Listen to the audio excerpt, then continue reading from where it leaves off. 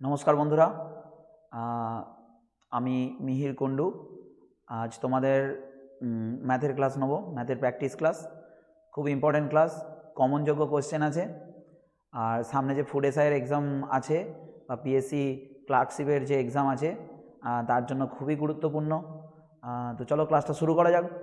দেখো প্রথম কি বলেছে, তো কিছু কথা বলে রাখি যে অঙ্ক তখনই ভালো হবে যখন তোমাদের চিন্তাভাবনা আর আমার চিন্তাভাবনা মিলে যাবে। তো আমি তোমাদের এই ক্লাসে অনেক কিছু বলবো, তোমরা একটু ধৈর্য সহকারে প্রত্যেকটা জিনিস শুনবে। আর আশা রাখছি তোমরা তোমাদের ক্লাসটা ভালো লাগবে। যদি তোমার কোথাও বুঝতে অসুবিধা হয় তাহলে তুমি জানবে ওই বিষয়টার সম্পর্কে তোমার হয়তো কোথাও খামতি থেকে গেছে। অঙ্ক সবাই সব অঙ্ক পারবে যদি সে প্রথম থেকে সব কিছু বুঝে বুঝে পুরো ফাউন্ডেশনটা ভালো করে করে। তো আমি তোমাদের অঙ্ক শেখাবো, তো ভালো করে তোমরা অঙ্কগুলো শেখো, বোঝো ভালো করে। প্রত্যেকটা কোশ্চেন খুবই গুরুত্বপূর্ণ কোশ্চেন, খুবই ভালো কোশ্চেন, কমনযোগ্য কোশ্চেন। তো চলো শুরু করা যাক। দেখো বলছি, দেখো দুটো ট্রেন এ আর বি 150 কিলোমিটার দূরে আছে একটা স্ট্রেট লাইনে। একজন ছেড়েছে 7টার সময়, আর এ ট্রেনটা ছেড়েছে 7টার সময় বি এর দিকে, আর যার গতিবেগ হচ্ছে 20 কিলোমিটার পার আওয়ার। আর আরেকটা ট্রেন বি ছেড়েছে 8টার সময়, যার গতিবেগ হচ্ছে দেখো 25 কিলোমিটার পার আওয়ার। তাহলে বলেছে তাদের কখন দেখা হবে।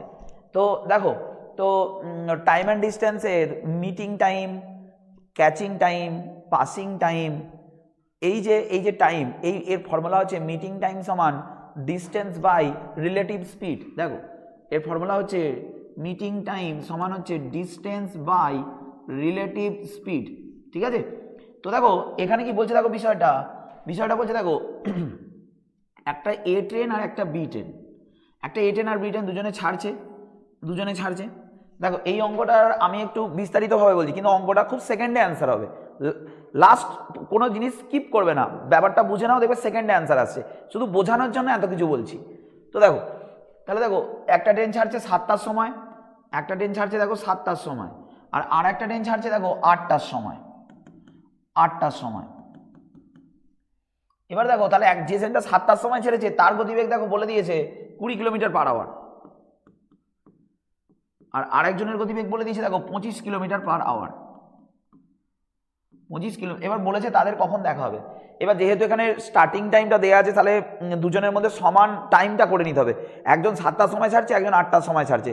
তাহলে যে 7টার সময় ছাড়ছে সে 1 ঘন্টা, তাকে যদি 1 ঘন্টা এগিয়ে নিই তাহলে দুজনের মধ্যে টাইমিং সমান হয়ে যাবে। তাহলে এখন ওদের মধ্যে দূরত্ব কত আছে, দেখো এখন ওদের মধ্যে দূরত্ব আছে 155 কিলোমিটার। এখন ওদের মধ্যে দূরত্ব আছে কত বলে, 155 মিটার। তাহলে 1 ঘন্টায় কতটা এগিয়ে আসবে, 1 ঘন্টায় 20 এগিয়ে আসবে। তাহলে দূরত্ব কত হয়ে যাবে, 155 মাইনাস 20। তাহলে 155 মাইনাস 20, তাহলে আমার হবে কত বলো, 100 কত বলো 35। তাহলে এবার অ্যান্সার করবো যে মিটিং, এই যে বললাম মিটিং টাইম সমান ডিস্টেন্স কত হয়ে গেছে বলো, 135 বাই দুটো যোগ করে দেবো 25 আর 20, দুজনে যেহেতু একই দিকে এই অপোজিট ডিরেকশানে আসছে তাহলে রিলেটিভ স্পিড কি হয়, যোগ হয়ে যায়। তাহলে 20 প্লাস কত বলো 25, তাহলে 45। তাহলে 45, এবার এটা কাটাকাটি করলে 3 4 12, কত গুণ হবে বলো, 3 গুণ। তাহলে তাদের 3 ঘন্টা পর দেখা হবে। তাদের কত ঘন্টা পর, তাহলে অ্যান্সার কি হবে, তাহলে অ্যান্সার দেখো 7টা 8টা, তাহলে 8 AM প্লাস 3 আওয়ার, তাহলে 11 AM। আমাদের অ্যান্সার কি হবে বলো, 11 কি বলো AM, ঠিক আছে। তো চলো পরের অঙ্কটা দেখো। বলছি দেখো একজন বিক্রেতা একটা ফ্যানের ধার্য মূল্যের ওপর 30% ডিসকাউন্ট দিচ্ছে, মার্ক প্রাইসের ওপর 30% ডিসকাউন্ট দিচ্ছে। বলছে যদি সেলিং প্রাইস, ওই ফ্যানটার সেলিং প্রাইস যদি 2800 টাকা হয় তাহলে মার্কেট প্রাইস কত ছিল, মানে ধার্য মূল্য কত ছিল। তাহলে ধার্য মূল্যের ওপর 30% ডিসকাউন্ট দিয়ে বিক্রি করছে, আর বিক্রয় মূল্য হচ্ছে 2800 টাকা। তো আমরা অঙ্কটা দুরকমভাবে করতে পারি। তো প্রথম দেখো ভালো করে দেখো, এই যে 30% মানে কি বলতো, 30/100 মানে 3/10। এখান থেকে আমি একটা কথা বলতে পারি, ভালো করে শুনবে। দেখো ধার্য মূল্যের ওপর 30% ডিসকাউন্ট, তার মানে মার্কেট প্রাইস যদি 10 হয় তাহলে 10 টাকায় 3 টাকা ছাড় দেয়, 10 টাকায় 3 টাকা, মানে সেলিং প্রাইস কত হবে বলো 7। 3/10 মানে কি 10 টাকা হলে 3 টাকা, ঠিক আছে। তাহলে 10 টাকা 3 টাকা। তাহলে এবার দেখো, এবার বলছে দেখো সেলিং প্রাইসটা বলেছে 2800, তাহলে দেখো সেলিং প্রাইসটা আমরা দেখতে পাচ্ছি 7 ইউনিট, তাহলে এটা হয়ে যাবে কত বলো 2800। ব্যাস আমাদের অঙ্ক কমপ্লিট। তাহলে এটাই তো 2800, তাহলে 7 2800 হয়েছে কত গুণ করে বলো, 400 গুণ করে। ব্যাস এদিকটাও আমি কি করব, 400 গুণ করে দেবো। তাহলে আমাদের অ্যান্সার কত হয়ে যাবে বলো, আমাদের অ্যান্সার হবে কত বলো, 4000।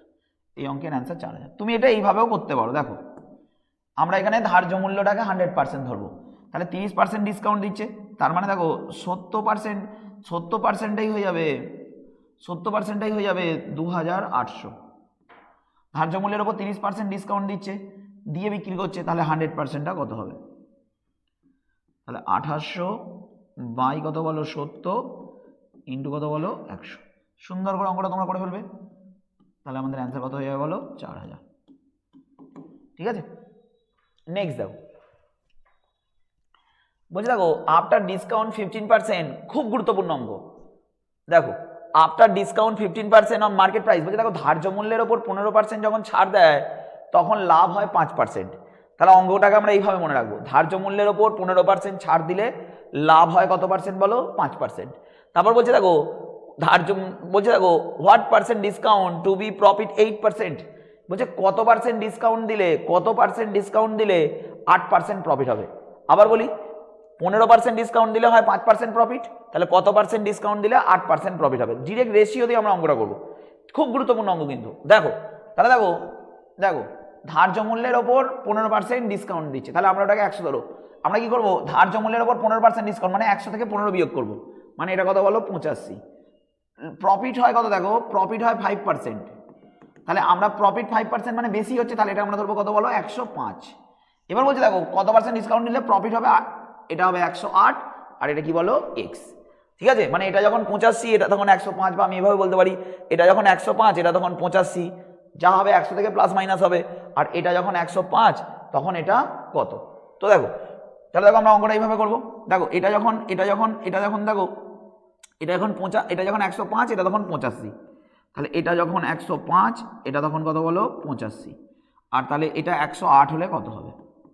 ব্যাস আমাদের অঙ্ক রেডি। ঠিক আছে, তো 5 দিয়ে কাটাকাটি করো, 5 17 85, এটা কত হবে বলো 21, 3 দিয়ে কাটাকাটি হবে, 3 দিয়ে 3 7 21, আর এটা 3 দিয়ে হবে তোমার 3 তিরিক্ষে 9, আর 3 6 18।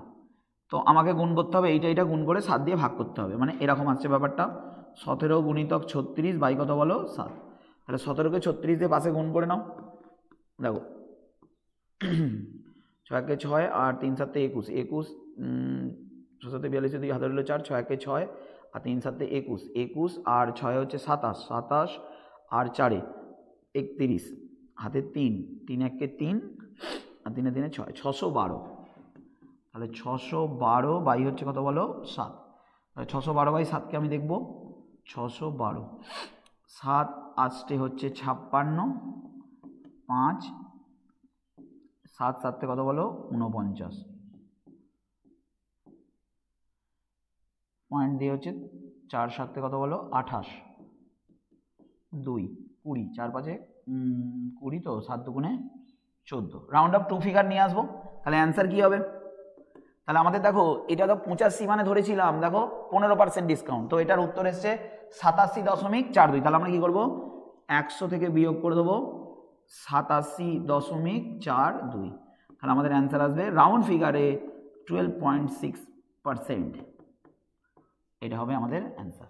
ঠিক আছে, তাহলে এই অঙ্কটা খুব গুরুত্বপূর্ণ অঙ্ক। পরের অঙ্কটা দেখো, বলছে দেখো find the average of 9 prime numbers. কি বলছে দেখো প্রথম 9টি মৌলিক সংখ্যার গড়, তাহলে প্রথম 9টা মৌলিক সংখ্যা কি কি আছে, প্রথম হবে 2, তারপরে 3, তারপরে 5, তারপরে 7, তারপরে 11, তারপরে 13, তারপরে 17, 1 2 3 4 5 6 7, 17 পর কি আছে বলো 19,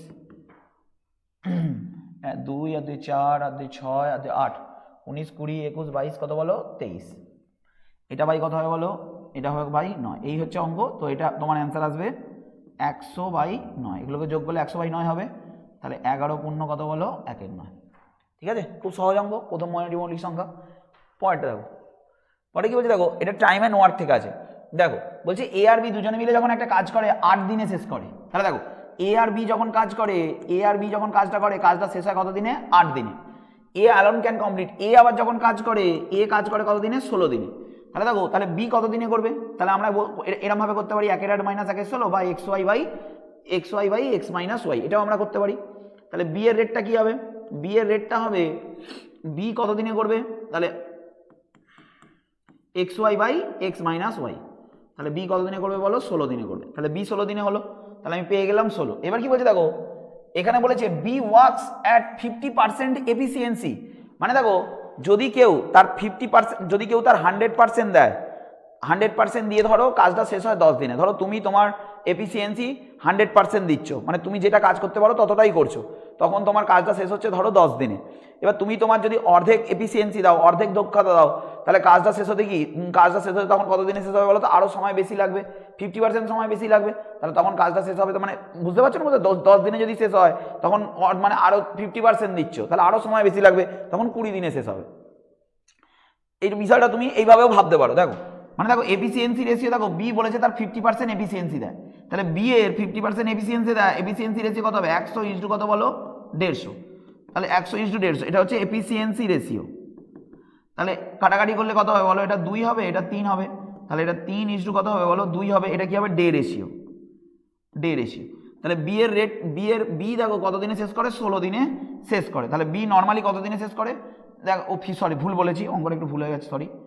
বি 50% এফিসিয়েন্সি দেয়, তাহলে 100 হলে এটা কত হবে বলো? 50। তাহলে 2 কত বলো? 1। তাহলে এটা ঘুরে যাবে, তাহলে 1 কত হবে বলো? 1 কত হবে বলো? এটা 1 কত বলো? 2।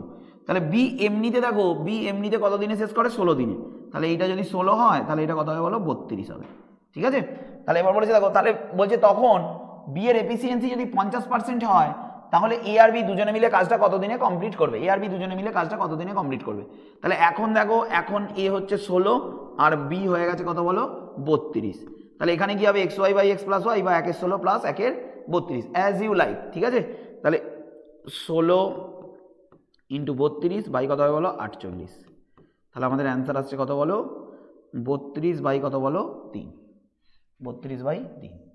তো চলো পরের অঙ্কটা করা যাক। দেখো কি বলছে, দেখো একটা shopkeeper has found selling price product is 90% of the cost price.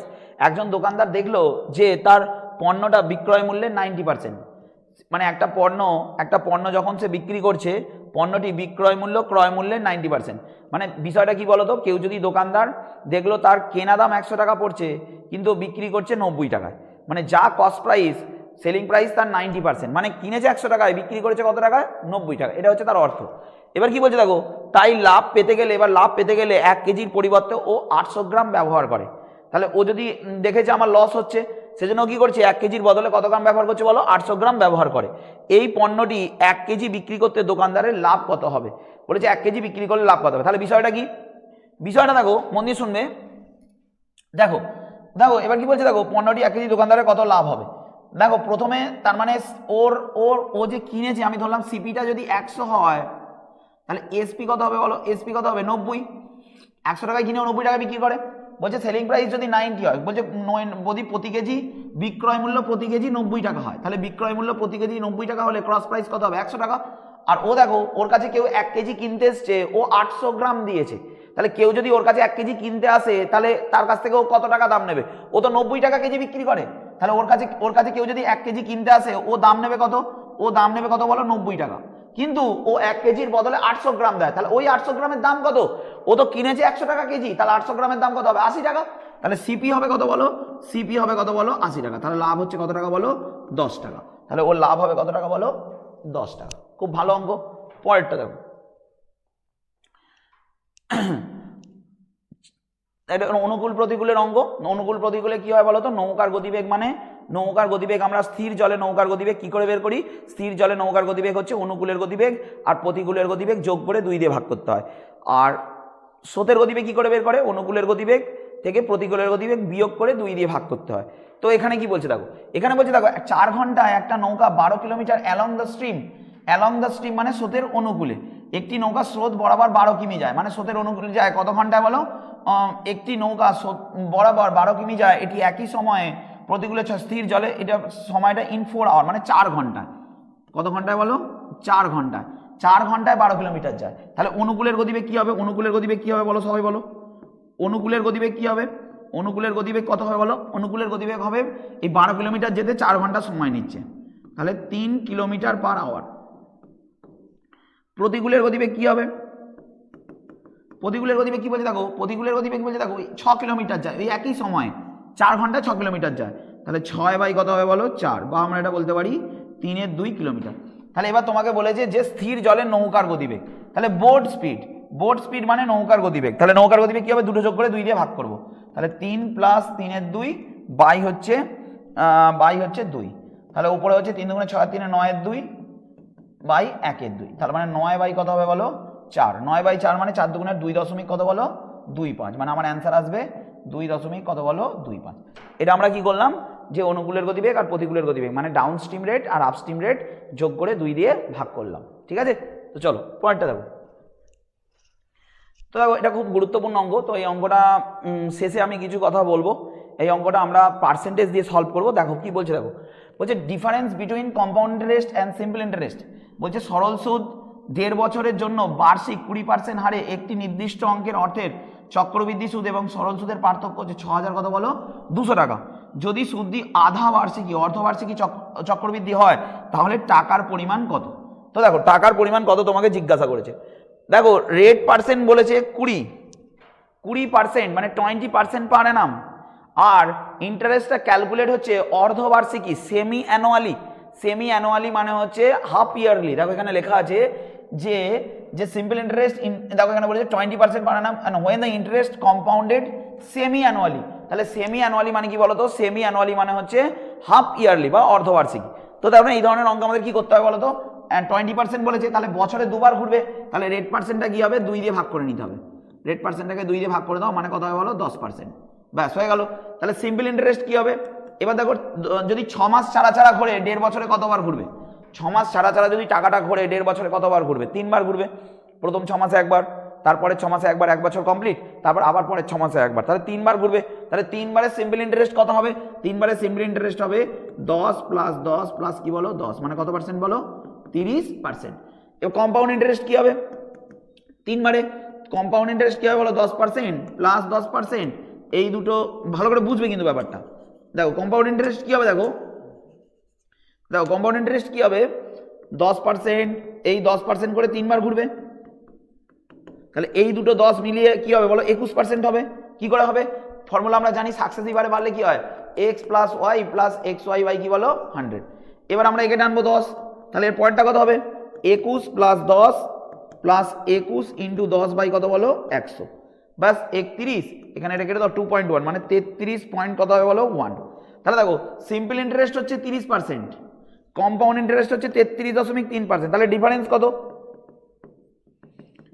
33.1 - 30, তার মানে আমাদের হবে 3.1%, আর এই 3.1%টাই হচ্ছে, এই 3.1টাই হচ্ছে কত বলো 6000 কত বলো 200, তাহলে 6200, তাহলে 100%টা কত, তাহলে 6200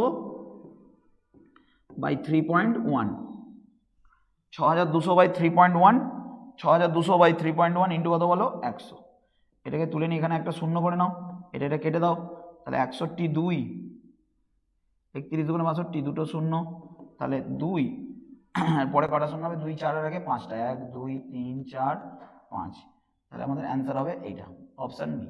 এটা দেখো তোমাদের যদি সম দেখো ভালো করে শুনবে, স্কিপ করবে না ক্লাসগুলো, আমি দুটো তথ্য বলে রাখি ভালো করে শোনো। এছাড়াও আমরা এইরকম ভাবে অঙ্কটা করতে পারি, কিভাবে করতে পারি, যদি কোনো অঙ্কে ডিফারেন্স দেয়া থাকে, ডিফারেন্স মানে সিম্পল ইন্টারেস্ট আর কম্পাউন্ড ইন্টারেস্ট, যদি কোনো অঙ্কে ডিফারেন্স দেয়া থাকে, সামের কথা বলা থাকে, রেট পার্সেন্ট বলা থাকে, আর টাইমটা যদি হয় 2 বছরের, মানে দুবার রোটেশন হবে, তখন ফর্মুলা হয় সাম সমান ডিফারেন্স ইন্টু 100/r তার হোল স্কোয়ার।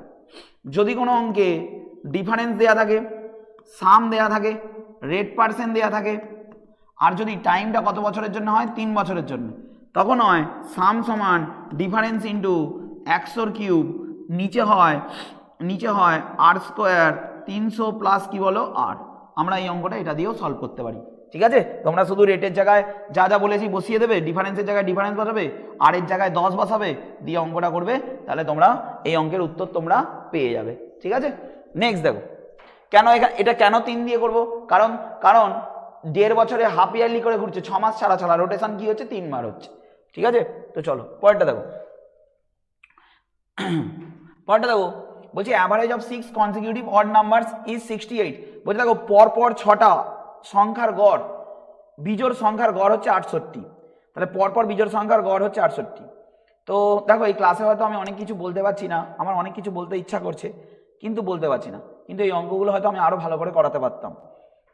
যদি তোমরা অফলাইন আমার কাছে ক্লাস করো বা অনলাইনে লাইভ ক্লাস করো তাহলে বুঝতে পারবে অঙ্কগুলো হয়তো আমি আরও অনেক কিছু বলতে পারতাম, কিন্তু এটা রেকর্ড হবে, অনেক সময় বেশি হবে। এই অঙ্কগুলো খুব ভালোভাবেই আমি করাই, কিন্তু কনফিডেন্সের সাথেই বলছি খুব ভালোভাবে করাই। তো এর জন্য তোমাদের ফাউন্ডেশন ক্লাসটা দরকার। ফাউন্ডেশন ক্লাস হলে এই অঙ্কগুলো মানে সেকেন্ডে তুমি অ্যান্সার করতে পারবে। দেখো কি বলছে, দেখো তাহলে average of 6 consecutive odd numbers বলেছে। অ্যাভারেজ দেখো যখনই বলবে কনসিকিউটিভ মানে পরপর বিজোড় সংখ্যা, জোড় সংখ্যা, পরপর সংখ্যা যাই বলুক না কেন এরকম পরপর থাকলে ওটা এপি সিরিজে থাকে, মানে অ্যারিথমেটিক প্রোগ্রেশনে থাকে, তখন গড় বের করা খুব সহজ হয়ে যায়, মানে সবসময় গড় মাঝখানে থাকে। তো দেখো তাহলে তাহলে 6টা সংখ্যা বলেছে 1 2 3 4 5 6, তাহলে এদের মাঝখান কোনটা? এইটা। তাহলে এখানে আছে কত বলো তো 68, এইখানটায় 68 আছে, এইখানটায় কি আছে বলো তো? এইখানটায় আছে 68, 68। তাহলে এই সংখ্যাটা কত হবে বলো? এই সংখ্যাটা 69 হবে, আর এদিকের সংখ্যাটা কত হবে বলো? 67 হবে। তাহলে তাহলে সংখ্যাগুলো কি কি হবে? তাহলে এটা 69 হলে এটা 71 হবে, আর এটা কত হবে বলো? 73 হবে। তাহলে এটা 67 হলে এটা 65 হবে, এটা কত হবে বলো? 63 হবে। তাহলে এইগুলো হচ্ছে বিজোড় সংখ্যা। বলছি দেখো what is the cube of the difference between the highest and lowest numbers. দেখো অঙ্কটা কিন্তু বোকা বেনে যেতে পারো তুমি।